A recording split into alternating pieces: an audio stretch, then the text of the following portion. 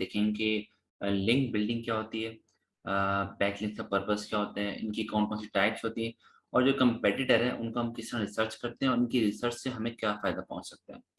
अच्छा, of page को हम लिंक बिल्डिंग भी कहते हैं, इसको हम बैक लिंकिंग भी कहते हैं। तो ये जो तीनों चीज़ें एक ही चीज़ का नाम है। होता ये है एक्चुअली कि एसईओ की जिस तरह आप लोगों को पता है कि 3 टाइप्स होती हैं कि ऑन पेज टेक्निकल एसईओ और of page SEO. On page SEO ये है कि आपने एक दफ़ा अपना कंटेंट लिख लिया, जब आपके अगर फॉर एग्ज़ाम्पल अगर ई-कॉमर्स वेबसाइट अगर आपने दोबारा कोई इसमें कोई प्रोडक्ट ऐड किया, कोई कंटेंट में चेंजेस वगैरह आपको करनी पड़ती, तो आपने कर दी। नहीं करनी पड़ी, तो वो 1 हफ़्ते 2 हफ़्ते तक कंटेंट वही रहता है। इसी तरह टेक्निकल एसईओ में भी कुछ ऐसा ही काम है कि अगर कोई ना कोई टेक्निकल इसमें कोई इश्यू आता है, तो आप उसको ठीक करते हो, कोई स्पीड का इश्यू आ रहा है, कोई साइट मैप से रिलेटेड कोई इश्यू आ रहा है, तो आप उसको देख लेते हो, वरना उसको इतनी ज़रूरत नहीं पड़ती। जबकि ऑफ पेज एसईओ जो आपकी ऑफ पेज एसईओ वो एक ऐसी चीज़ है कि आप नंबर 1 पे भी आ जाओ तब भी ये आपकी रुक नहीं सकती। या आपने इसको कंटीन्यूअसली करते रहना है, ठीक है? अब लिंक बिल्डिंग जिस समय आता है, लिंक बिल्डिंग हो गया, बैक लिंकिंग हो गया, ऑफ पेज एसईओ ये एक ही चीज़ का नाम है। अब हम ये देखते हैं कि लिंक बिल्डिंग होती क्या है और उसका पर्पस क्या है। ऑफ पेज बेसिकली या लिंक बिल्डिंग वो चीज़ होती है कि हम अपनी वेबसाइट के लिए काम कर रहे हैं लेकिन किसी और की वेबसाइट के ऊपर। इसमें बेसिकली होता ये है कि हम जो अच्छी-अच्छी जो वेबसाइट्स होती हैं जिनकी जो डीए या जो उनका डोमेन अथॉरिटी है वो जो अच्छी होती है ना, उन वेबसाइट को हम निकालते हैं और उनकी वेबसाइट के ऊपर अपनी प्रोफ़ाइल का या अपनी वेबसाइट का जो है लिंक लगाते हैं। उससे होता क्या है, पहले तो हमें ये समझना है कि डीए होता क्या है? ठीक है? डीए कहते हैं आपकी डोमेन अथॉरिटी। आपका एक टूल होता है जिसे हम कहते हैं मॉज़-bar टूल, उसके थ्रू हम देखते हैं किसी भी वेबसाइट का कि इसका जो डोमेन है, इस पूरी वेबसाइट की जो डोमेन अथॉरिटी वो कितनी है। हमने हमेशा 40 प्लस या 50 प्लस वेबसाइट्स को उठाना होता है कि मतलब जो उनका डी है वो 40 प्लस हो या 50 प्लस हो। ये चीज़ इंडिकेट करती है कि हाँ यार, ये जो वेबसाइट है ये गूगल्स के रूल्स एंड रेगुलेशंस के अकॉर्डिंग अच्छी वेबसाइट बनी हुई है। ठीक है? मतलब इस पे कोई वो काम है वो अच्छा हुआ है। ठीक है? और फिर उसी टूल बार के थ्रू हम ये भी देखते हैं कि इसमें कहीं स्पैमिंग ज़्यादा तो नहीं। तो इस तरह की जितनी भी वेबसाइट्स हैं वो हम उठाते हैं और उनके ऊपर हम अपना लिंक लगाते हैं। ठीक है? बेसिकली ऑफ पेज होता ही ऐसा काम है कि आप जो किसी और की वेबसाइट के ऊपर काम करते हैं। ऑन पेज में आप अपनी वेबसाइट के ऊपर काम करते हैं, ऑफ पेज में आप किसी और की वेबसाइट के ऊपर काम करते हो, लेकिन वो जो काम होता है वो आप अपनी ही वेबसाइट के लिए करते हो। तो ये होता है बेसिकली लिंक बिल्डिंग या ऑफ पेज एसईओ और इसका पर्पस बेसिकली ये होता है कि जब आप हाई डोमेन अथॉरिटीज़ वेबसाइट के ऊपर अपना लिंक लगाते हैं, तो आपको पता है कि गूगल के जो स्पाइडर्स हैं, वो हर वेबसाइट के ऊपर जाके क्रॉल करते हैं। जब एक अच्छी डोमेन अथॉरिटी की वेबसाइट के ऊपर जाके क्रॉल करेंगे और देखेंगे कि यार यहाँ पे जो कंटेंट है वो बहुत अच्छा लिखा हुआ है। यहाँ पे इस वेबसाइट की या इस डोमेन की जो अथॉरिटी है वो बहुत अच्छी है। तो ऑब्वियसली वो उसको रैंक करेंगे। जब ऐसी वेबसाइट्स रैंक होंगी जहाँ पे जब वहाँ पर आपकी वेबसाइट का लिंक लगा होगा, तो ऑटोमैटिकली आपकी वेबसाइट भी रैंक करेगी और आपकी वेबसाइट का भी जो डी है वो बेहतर होगा। अभी हम देखते कहाँ से कि आपने जिन वेबसाइट्स के ऊपर अपना लिंक लगाना है वो उनका डीए कितना है, उनका स्पैम कितना है, वो हम चेक करते हैं मोज़बार टूल से। ये मैं आपको प्रैक्टिकली दिखाता हूँ।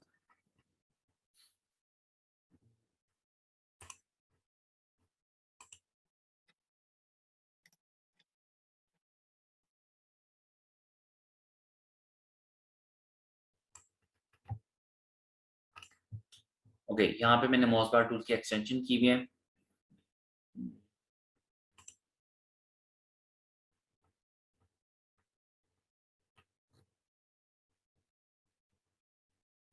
ये रहा।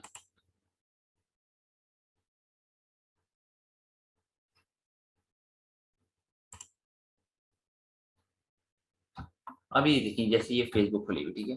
इसने बताया कि फेसबुक का जो डोमेन अथॉरिटी है वो 96 है और जो स्पैम है वो सिर्फ 1% है। हमने स्पैम यहाँ पे ना जो एक आइडियल केस होता है वो 6% तक हम बर्दाश्त करते हैं कि ठीक है 5 या 6% है और स्पैमिंग भी सॉरी आपकी जो डी है वो भी 40 या 50 प्लस है, तो एक आइडियल वेबसाइट है, इसके ऊपर उठाओ। इसके ऊपर अपना जो वेबसाइट का लिंक है उसको लगाओ। लेकिन ऑब्वियसली ये इतनी जो वेबसाइट्स हैं वो आसानी से मिलती नहीं है। तो अगर इसमें कुछ इस तरह के भी केसेस होते हैं कि अगर आपकी जैसे यहाँ पे डी 80 या 90 प्लस है, ठीक है? तो अगर यहाँ पे स्पैम 15 तक भी चला जाता है ना, तो हम कहते हैं ठीक है, क्योंकि डी इसका बहुत ज़्यादा है, तो हम स्पैमिंग को यहाँ पे वो इग्नोर कर सकते हैं। लेकिन 15 से ज़्यादा हम ऐसी वेबसाइट्स को हम उठाते नहीं हैं, क्योंकि उससे एक तरह से आप कह लें आपको नुकसान पहुँचता है। क्योंकि जब ऐसी वेबसाइट्स का आप अपना लिंक लगाएँगे और वहाँ पे जब गूगल आके अपने जो उसके स्पाइडर्स हैं, वो क्रॉल करेंगे, तो ऑब्वियसली वो देखेंगे देखेंगे कि यार यहाँ पे ऑलरेडी इतनी ज़्यादा स्पैमिंग हुई है। तो वो कोई इसको अच्छा रैंक नहीं करेंगे, हो सकता है बल्कि उसका वो जो रैंकिंग है उसको डाउन करें। तो इन केस अगर उसकी रैंकिंग डाउन होती है तो ऑलरेडी आपकी वेबसाइट कहाँ पे लिंक लगा है, तो इट मीन्स कि आपकी जो वेबसाइट है वो भी वो उसके जो रैंक है वो डाउन होने का चांसेस होते हैं। तो हमने हमेशा ऐसी वेबसाइट्स ढूँढनी है स्मॉलस्पार्ट टूल के थ्रू कि जिनका जो डी है वो 50 प्लस हो और जो स्पैमिंग है वो 5 टू 6 हो। हाँ, लेकिन अगर डी बहुत ज़्यादा हो तो चलो 12 से 15 तक भी स्पैमिंग है तो हम उसको इग्नोर कर सकते हैं उस स्पैमिंग के फैक्टर को। तो इस मोस्टपार्ट के थ्रू हमने अपना वो डीए और जो स्पैम है वो चेक करना होता है। अच्छा, यहाँ पे एक पीए भी लिखा होता है। पीए होता है बेसिकली पेज अथॉरिटी। डोमेन से तो मुराद ये है ना कि उस पूरे फेसबुक के जो पूरी फेसबुक की जो वेबसाइट है उसकी डोमेन 96 है और अभी जो करंटली हम इसके जो होम पेज पे हैं, उस पेज की जो अथॉरिटी है वो 76 है। इसका कहीं न कहीं ताल्लुक इससे होता है कि जितनी अच्छी वेबसाइट की डोमेन होगी तो ऑब्वियसली उसका इफ़ेक्ट आपकी पर पेज या आपकी वेबसाइट के पेज पे आता है। तो पीए से हमें पता लगता है पेज अथॉरिटी कितनी है और डीए से हमें पता लगता है कि इस वेबसाइट की जो डोमेन अथॉरिटी है वो कितनी है। तो हमने अभी देखा कि लिंक बिल्डिंग होती क्या है, इसका पर्पस क्या है, वो भी हमने समझ लिया। अब हमने देखना है इसकी टाइप्स कितनी किस्म की होती है हमारे पास ना। अच्छा, ये ऑलमोस्ट यहाँ पे मैंने 10 टाइप से लिखी हुई हैं कि रिपीट प्लीज़, यहाँ से आप कट कर दीजिएगा। अच्छा, ये ऑलमोस्ट 10 किस्म की इसकी टाइप्स होती हैं जिनमें ये सारे मैंने नाम लिखे हैं। Profile creation, business listing, guest posting, web directory, bookmarking, web 2.0, ad posting, image sharing, video sharing, PPT and PDF sharing. अब ये सारी डिफरेंट किस्म की जो बैकलिंक्स की हमारे टाइप्स होते हैं जिनका मैं एक-एक को अगले लेक्चर्स में सारा प्रैक्टिकली करके दिखाऊँगा। यहाँ पे मैं आपको एक ओवरव्यू देता हूँ। प्रोफाइल क्रिएशन और बिज़नेस लिस्टिंग आप समझ लें ऐसी आपकी टाइप्स हैं जो कभी भी नहीं रुकती। इससे मुराद ये है कि जैसे जो आखिरी जो 3-4 लिखी हुई हैं जैसे एड पोस्टिंग होगी, इमेज शेयरिंग होगी, वीडियो शेयरिंग वगैरह, ये महीने में अगर हमने 10 वेबसाइट्स के ऊपर इनके लिंक लगा लिए ना, फ़िल्टर्ड लिंक्स, तो वो काफ़ी होते हैं। अब फ़िल्टर लिंक्स क्या होते हैं? होता ये है कि फॉर एग्ज़ाम्पल मैं स्टार्ट करता हूँ प्रोफाइल क्रिएशन से, क्या मुझे आज ना प्रोफाइल क्रिएशन करनी है। तो मैं सबसे पहले कहाँ से स्टार्ट लूँगा? मतलब मुझे लिंक्स कहाँ से मिलेंगे? मैं सीधा जाऊँगा यहाँ पे गूगल के ऊपर और वहाँ पे मैं लिखूँगा कि प्रोफाइल क्रिएशन वेबसाइट्स इन एसईओ।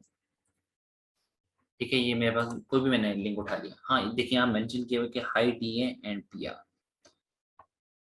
अब जब यहाँ पे मैंने ओपन किया, तो नीचे जाके मुझे इसके कुछ लिंक्स मिले। ये देखिए, ये मुझे इसके लिंक्स मिल गए। ये तकरीबन है कुछ 40, 1 टू 48। ठीक है, मतलब ये 19 पेजेज़ हैं, एक पेज के ऊपर 40 लिंक्स हैं।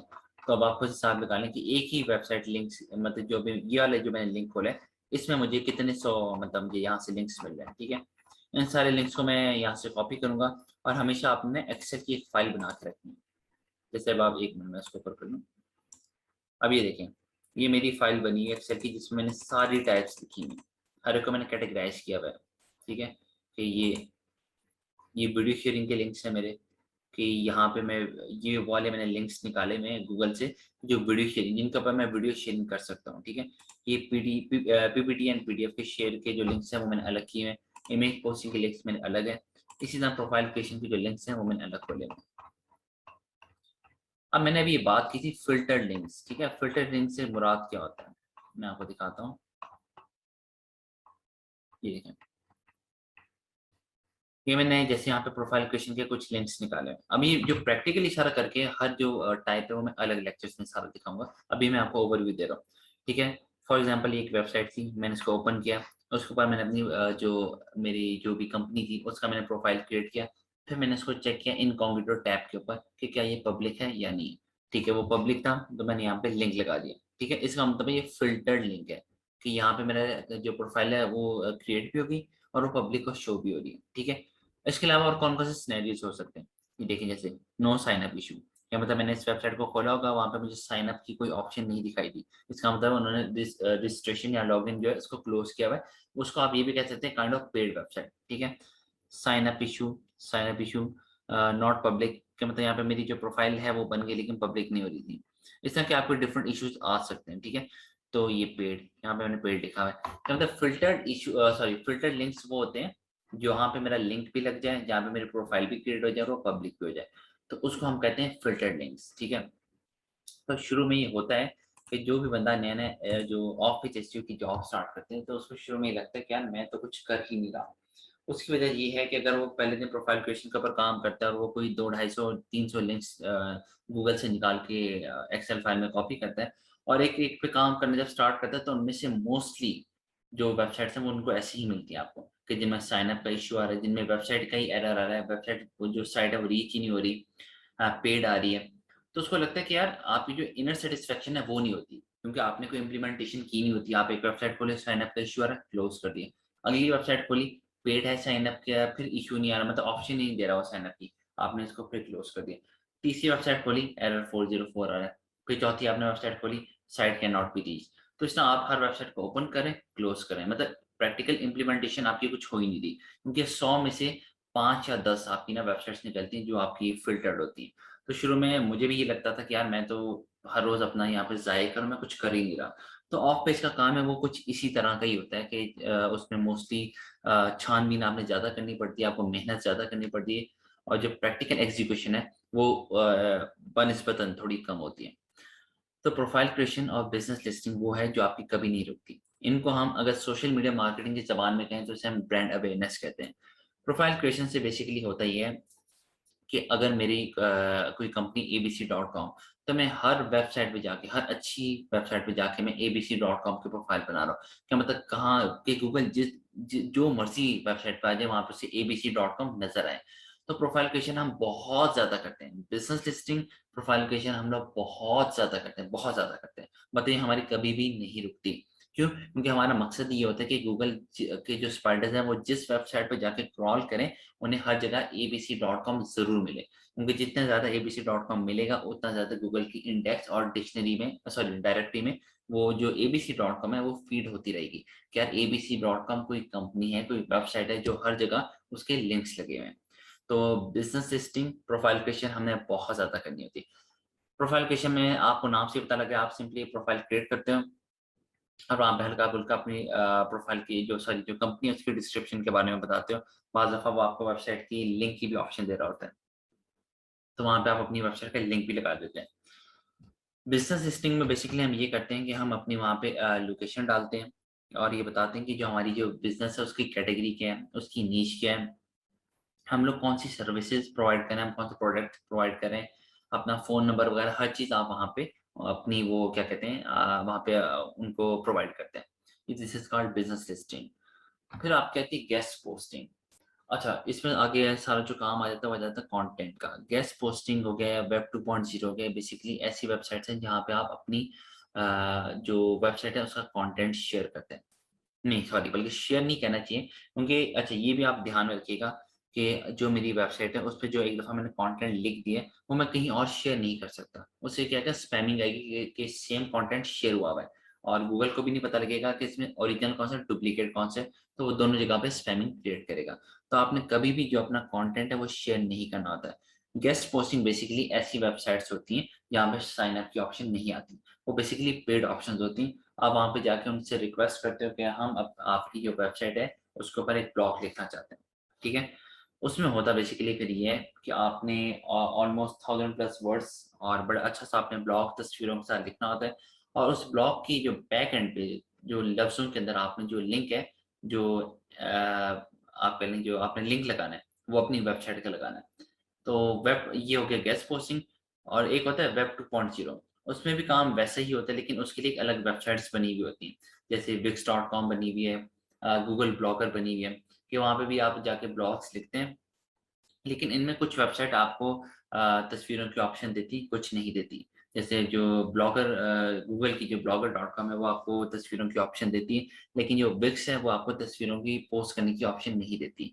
इसमें कोई 6 से 700 वर्ड्स का आप कंटेंट लिखते हैं और इसमें भी बैक एंड पे आप जो लिंक है, वो अपनी वेबसाइट का लगाते हैं, ताकि कोई भी आपके यूज़र जब वहाँ पे पढ़े या व्यूअर आके वहाँ पे आपका जो ब्लॉग को देखे और उसमें से जब वो क्लिकेबल लिंक्स पे क्लिक करे, तो वो ले जाके आप ही की वेबसाइट पे दोबारा आए। इससे क्या होगा ऑब्वियसली ट्रैफिक बढ़ेगी, आपकी जो सेल्स है वो जनरेट होगी। फिर इसमें आता है आगे जो वेब डायरेक्टरी और बुक मार्किंग है, इन दोनों में हम अपनी जो कंटेंट हमने अपनी वेबसाइट पे शेयर किए होते हैं, उनके लिंक्स डालते हैं। उनके ब्लॉग्स को एज़ इट इज़ नहीं डालते, सिर्फ़ उनके लिंक्स को हम यहाँ पे शेयर करते हैं।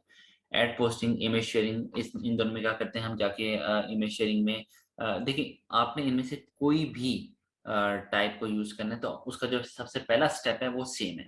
और वो क्या है कि आपने साइन अप करना है, आपने अकाउंट बनाना है, ठीक है। आपकी जो भी कंपनी है उसका अकाउंट बनना ही बनना है। फिर आप ये देखेंगे कि ये टाइप कौन सी है। अगर तो इमेज शेयरिंग है तो ऑब्वियसली आप वहाँ पे इमेज शेयर करोगे, आप वीडियो शेयर करोगे। फिर पीपीटी और पीडीएफ शेयरिंग के थ्रू भी हम अपनी जो ऑफ पेज ऐसी है उसको हम पूरा करते हैं। तो ये सारी जो टाइप्स मैंने आपको बताई हैं, ये मैं इंशाल्लाह अगले लेक्चर्स में सारे आपको प्रैक्टिकली इसकी एग्जीक्यूशन करके दिखाऊंगा। जो पहला लेक्चर था एसईओ ऑफ पेज एसईओ का, उसमें सारा हमने एक ओवरव्यू देना था कि ऑफ पेज एसईओ होती क्या है, लिंक बिल्डिंग किसे कहते हैं, बैक लिंकिंग क्या और लिंक बिल्डिंग सेम होता है या नहीं होता है, इनका मकसद क्या होता है, इनमें टाइप्स क्या क्या आती हैं। अब इसमें आखिरी आता है कंपेटिटर रिसर्च। हमारे ऊपर जो कंपेटिटर्स हैं वो कौन कौन से हमारे ऊपर आ रहे हैं कंपेटिटर्स, और फिर ये देखना कि यार वो लोग ऐसा क्या काम कर रहे हैं कि जो हम लोग नहीं कर रहे हैं, और अगर हम भी उनको करें तो हो सकता है हम भी ऊपर आ जाए। तो इसका हम इस तरह चेक करते हैं कि ये मेरा क्लाइंट है huran.uk, ठीक है। ये आपकी कह लें, ये ये जो है आपकी एक क्लोथिंग वेबसाइट है यूके की, ठीक है। अब मैं ये चेक करूंगा कि इनका हमारा सारा काम डिजाइनर्स के ऊपर है, तो मैं ये देखें सर्च किया मैंने डिजाइनर वेयर यूके। अब मैं जब गूगल पे डिजाइनर वेयर यूके लिखता हूँ तो जो huran.uk है वो आती है छठे नंबर के ऊपर। इसका मतलब है जो मेरे कंपेटिटर्स हैं वो ये ऊपर वाले सारे हैं। अब ये तो मुझे गूगल से पता लग गया कि कौन कौन मेरे ऊपर है, ठीक है। अब मुझे पता लगाना भाई ये ऊपर है क्यों। उसके लिए हमारे पास एक टूल होता है, एक पे टूल है जिसका नाम है HRF, ठीक है। अब मैं इससे करूंगा क्या, सिंपल, ये पहले नंबर पे यार इसको मैंने ओपन किया, इसके यहाँ पे मैंने जो लिंक है उसको कॉपी करके यहाँ पे ऑलरेडी मैंने लिखा है। चलिए मैं आपको फिर भी दिखाने के लिए यहाँ पे मैंने पेस्ट कर दिया। पेस्ट करते साथ ही जैसे मैं एंटर करूंगा ये आपको इस डोमेन की हर चीज बता देगा। आई मीन यहाँ पे जो भी आप डोमेन एंटर करेंगे, जो भी वेबसाइट एंटर करेंगे, उसकी हर चीज अलिफ से लेके आखिर तक सब कुछ वो बता देगा। सबसे पहले उसने यहाँ पे उसकी हमें रैंक बता दी कि 24,69,649, जबकि जो huran.uk हमारी वेबसाइट क्योंकि वो पिछले साल ही बनी है तो वो इस वक्त 4 करोड़ 56 लाख समथिंग के ऊपर है, ठीक है। मतलब जमीन आसमान का फर्क, कि हम लोग करोड़ों में खेल रहे हैं, मतलब हम लोग जमीन पर और लोग आसमानों की तरफ माशाल्लाह से जा रहे हैं। अब मुझे ये देखना है कि यार ये इतना ऊपर गए हैं, तो अब चलो मैं इनको थोड़ा स्टडी करता हूँ कि क्या सीन है। UR बेसिकली बताता है कि इसकी वेबसाइट की डोमेन अथॉरिटी कितनी, चलो ठीक है 40+ है, अच्छी है, ठीक है। स्पैमिंग काफ़ी ज़्यादा हाई है, लेकिन क्योंकि ये ऑलरेडी माशाल्लाह से इसकी ट्रैफिक आप चेक करें 11.2K और ट्रैफिक वैल्यू 7.9K पर, sorry 7.9K dollar per day. इसका मतलब है ट्रैफिक वैल्यू आपको ये बताती है कि इस वेबसाइट के ऊपर पर डे ऑलमोस्ट $8,000 की शॉपिंग होती है। और ऑर्गेनिक ट्रैफिक इसकी वेबसाइट पे जो ट्रैफिक आती है वो 11.2 की आ रही है। तो उसको जो चाहिए वो एट द एंड उससे मिल रहा है, उसको सेल्स चाहिए, उसको सेल्स जनरेट करवानी, उसको ट्रैफिक चाहिए, वो दोनों चीज़ों को माशाल्लाह अच्छी खासी मिल रही है। तो इसलिए वो फिक्र ही नहीं कर रहा है कि उसका जो स्पैम है वो कहाँ तक जा रहा है। लेकिन ये खतरे वाली बात हो सकती है कि अगर ये स्पैम बढ़ता बढ़ता 70+ या 80 तक क्रॉस कर जाता है तो ये आपकी जो वेबसाइट है वो बंद हो जाती है। तो क्योंकि हम लोग तो क्योंकि बिल्कुल शुरू के स्टेजेस में, तो मैं इन चीज़ों का बहुत ज़्यादा ख्याल रखता हूँ कि हमारा जो स्पैम है वो बहुत ज़्यादा कंट्रोल में रहे। हमारा अभी तक 2.5 तक पहुंचा है। अब यहाँ से हमने इनकी स्ट्रेटेजी देखने की कोशिश करनी कि अच्छा ये लोग कर क्या रहे हैं। अब पहली चीज मेरे जहन में जो आएगी वो ये आएगी कि यार मैं ये देखूं कि ये लोग कौन से लिंक्स के ऊपर अपना बैकलिंक लगा रहे हैं। ऑब्वियसली माशाल्लाह इनकी रैंकिंग अच्छी है, तो ये किसी अच्छे वाले बैकलिंक्स पे लगा रहे होंगे ना। तो अगर उन्हीं बैकलिंक्स के ऊपर मैं लगा लूँ तो मेरी भी रैंकिंग हाई हो सकती है। तो उसके लिए मैं यहाँ पे जाऊँगा बैकलिंक्स के ऊपर। बैकलिंक्स मैंने ओपन किए, यहाँ पे इनका पेज खुला। ये हाँ ये खुल गया। अच्छा, अब इसका तरीक़ेकार क्या होता है? इसका तरीक़ेकार ये होता है कि सबसे पहले आपने जब ये काम स्टार्ट करना है, आपने एक्सेल की में अपनी जो फ़ाइल बनाई होगी, ये तो मेरी एक हुई ना अपने वो बैकलिंक से टाइप सी फ़ाइल होगी। इसी तरह आपने एक्सेल की एक और फ़ाइल बनानी जो कि कंपेटिटर्स की होगी, ठीक है? यहाँ पे सारे कंपेटिटर्स के नाम लिखे होंगे, for example Sana, Safinaz, Maria B, Warda, Sapphire, Gul Ahmed, फलाँ-फलाँ-फलाँ। फिर आपने इसी तरह एक को खोलना है, इसको, ये तो सारे एक्चुअली बैकलिंक्स की टाइप्स के खुले हुए हैं। फॉर एग्जाम्पल ठीक है। मैं कहता हूँ कि मैंने ये वाला पेज बना लिया जो मैं अभी सर्च करने लगा हूँ, जिस ब्रांड को ना,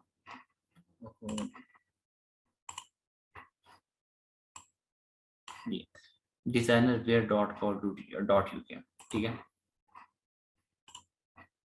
मैंने यहाँ पे ये तो क्योंकि टाइप लिखी है फॉरेन पोस्टिंग में, यहाँ पे लिख लूंगा designerwear.uk.co.uk, ठीक है, .uk, ठीक है। अब इसका तरीकाकार क्या होगा, कंट्रोल का बटन आपने दबाया, इस पे क्लिक है एक लिंक के ऊपर, एक सेकंड मैं नीचे कर दूं,